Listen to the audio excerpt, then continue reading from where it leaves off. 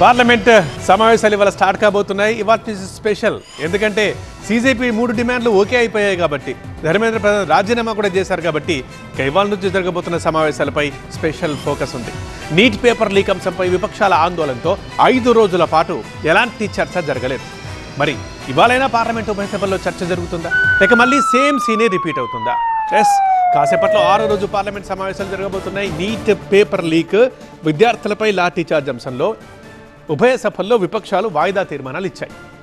12 ఏళ్లలో పేపర్ లీకులతో పాటు మోదీ ప్రభుత్వ వైఫల్యాలను ఎత్తి చూపించబోతున్నాయి విపక్షాలు.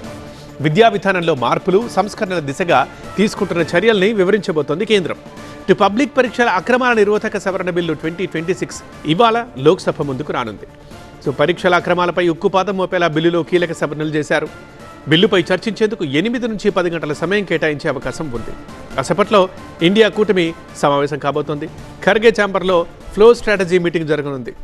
అండ్ పబ్లిక్ పరీక్షల అక్రమాల నిరోధక సవరణ బిల్లుపై ఇండియా కూటమి నేతలు ఉమ్మడి వ్యూహం ఖరారు చేయబోతున్నారు.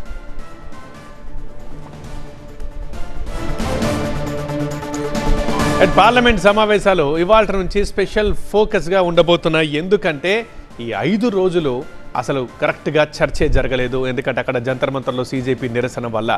బట్ ఇవాళ మాత్రం, ఎందుకంటే ఇప్పటికీ సీజేపీ పెట్టిన 3 డిమాండ్లు నెరవేరాయి కాబట్టి, మరి ఇవాళ నుంచి ఎలా జరగబోతుందన్న ఉత్కంఠ నెలకొంది.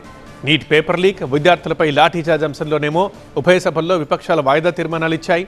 అండ్ విద్యావధానంలో మార్పులు, సంస్కరణల దిశగా తీసుకున్న చర్యల్ని వివరించనుంది కేంద్రం. మరి ఎలా జరగబోతాయి ఇవాల్టి సమావేశాలు? దీనిపై ఇప్పుడు ఇంట్రెస్ట్ నెలకొని ఉంది.